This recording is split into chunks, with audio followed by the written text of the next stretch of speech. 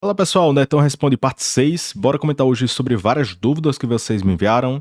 Cenários para parar de investir na bolsa. TRPL poderá pagar um bom provento ou não. Terceiro ponto, muitas pessoas estão olhando para a UI Soluções após essa grande queda. Então será que está barata ou é um grande rolo? E o quarto ponto, dividendos na bolsa americana. E o quinto ponto, será que a bolsa brasileira realmente foi tão ruim assim versus a bolsa americana? E vamos ver que vocês serão surpreendidos. Então, sobre a primeira pergunta, quando seria o cenário para parar de investir na bolsa? E esse ponto eu nem cogito na minha cabeça, que eu não pretendo parar de investir na parte de ações, porém, em alguns momentos a bolsa pode ficar cara e podemos desacelerar a parte de aportes e podemos aumentar o nosso caixa, ou seja, as aplicações da renda fixa. E vocês irão perceber que esse cenário pode acontecer quando as ações ficarem cotadas por indicadores bem elevados, por exemplo, de preço sobre lucro, e quando esse cenário acontecer, vocês irão perceber que terão muitas ações que irão pagar um baixo dividend yield. Então você pode perceber que o ativo ultrapassou o seu preço teto e que não seria uma boa opção de aportar em certa empresa. Já outra pergunta, excelente empresa, preço atrativo, o que me leva a não aportar na Vale. E o primeiro ponto, muitas pessoas perguntam por que eu não invisto em certa empresa, se é boa, aí comentam sobre outra empresa que também é boa, está barata.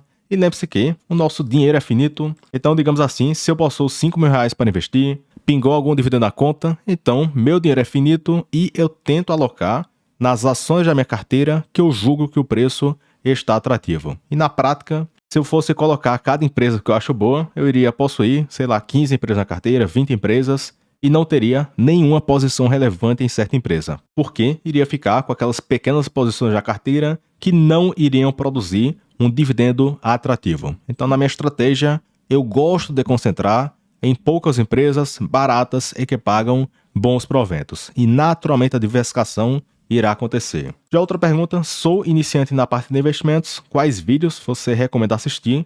E aqui no canal possui uma playlist que se chama O Investidor em Ações de Dividendos, que contém mais de 10 aulas e tem tudo em ordem, aula 1, aula 2, aula 3, e tem muitos conteúdos teóricos e práticos voltados para a parte de ações para receber renda passiva. Então vale muito a pena assistir essa playlist, porque tem muitos conteúdos que valem ouro. Já outra pergunta, TRPL vai pagar dividendos ainda nesse ano? E pagar eu acho que não, porque olhe no histórico do Investor 10, Datacom, dia 13/12, e só pagaram em janeiro e em abril do ano seguinte. Já outro, Datacom no dia 26 de dezembro de 22, e o pagamento só aconteceu em abril de 23. E outro, Datacom no dia 22/12 de 21, e só pagaram no dia 18 de janeiro de 22. Então a EasyCTEP tem anunciado um grande JCP em dezembro de cada ano, mas eles costumam pagar só em janeiro ou em abril do ano seguinte. Então, em breve, para quem acha que a empresa pode estar barata e pode ir acumulando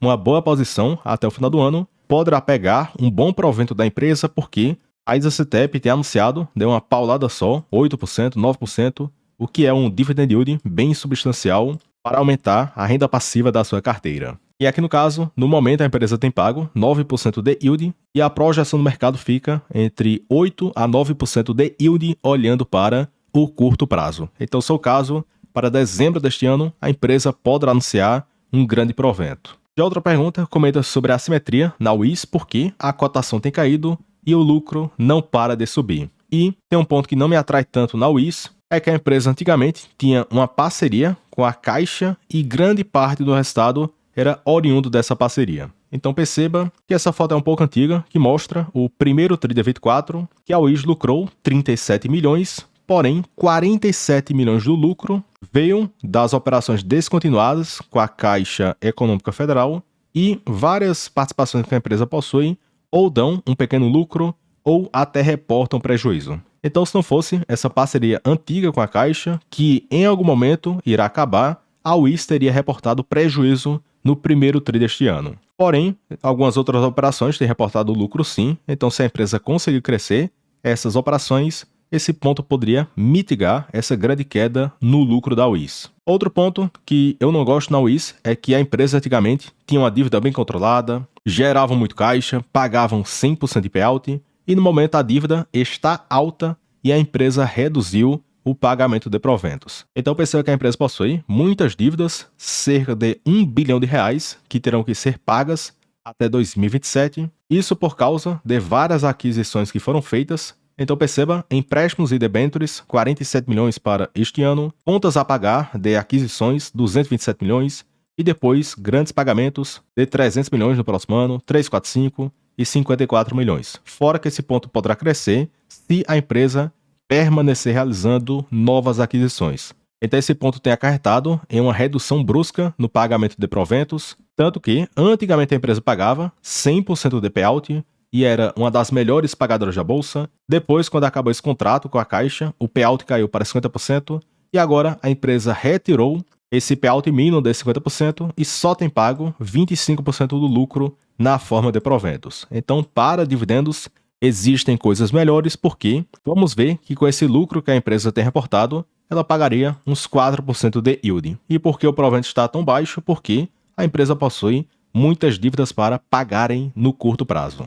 Outro ponto, tem que ter um grande alerta aqui na Wiz, porque temos dois tipos de lucro, o consolidado e o da controladora, porque a Wiz possui participações em várias empresas. Então, digamos assim, esse slide mostra muito bem, a Wiz possui 50,1% da BRB Seguros. Então, digamos assim, se essa empresa lucrar 10 milhões, quando você coloca na ótica consolidada, a Wiz vai colocar 10 milhões. Porém, o que importa é o lucro líquido atribuído aos acionistas da Wiz, ou seja, tem que computar apenas metade desse lucro. Daí, o lucro atribuído ao acionista da Wiz cairia para 5 milhões. Então tem que ver caso a caso, porque em algumas empresas a Wiz possui 40%, outras 100%, outras Polishop Seguros 50%, Interseguros 40%, Paraná Seguros 40%. Então tem que ter cautela, porque aparece aqui, nos últimos 12 meses, lucro líquido de 295 milhões. Então, se esse fosse o lucro da Wiz mesmo, o PL atual da empresa ficaria apenas de 3,15, mas temos que realizar alguns pequenos ajustes. Daí essa foto mostra muito bem isso, que, por exemplo, no segundo TRI de 24, o lucro consolidado da Wiz foi de quase 70 milhões, porém o que importa é o lucro líquido controladora, que foi de quase 34 milhões. Daí no primeiro semestre, o lucro consolidado cai de 136 para 71 milhões, e de fato, o lucro cresceu em 83% neste período. Então sim, a empresa tem crescido o lucro e a cotação não para de cair. Já nessa foto temos o lucro controladora, que é o que de fato importa para o acionista da Wiz, e de fato ele melhorou bastante versus 2022 e 2023, e a empresa tem entregue lucros na faixa de 30 a 50 milhões. Daí, para termos noção do múltiplo atual da empresa, hoje a Wiz vale em bolsa 929 milhões e é uma microcap. O lucro atribuído ao acionista da Wiz foi de 174 milhões nos últimos 12 meses e o PL atual seria de 5,3. E se a empresa permanecer pagando 25% do lucro em proventos, esse ponto nos dá 4,5% de dividend yield. Então essa outra foto mostra muito bem isso, que bate justamente com o cálculo que eu fiz. PL atual de 5,34 e o meu deu 5,33 e o dividend yield algo na faixa de 4 a 5%, similar ao patamar atual. Então sim, se a empresa permanecer com este patamar de lucro ou até crescer, a empresa poderia estar barata. Porém, é um caso mais arriscado, até porque a dívida da empresa está bem elevada. Então a empresa tem esses compromissos, principalmente até 2026 e 2027. Já outro ponto que é uma curiosidade, de onde vem o retorno do mercado de ações, olhando para o S&P 500, e aqui eles separaram em 3 componentes.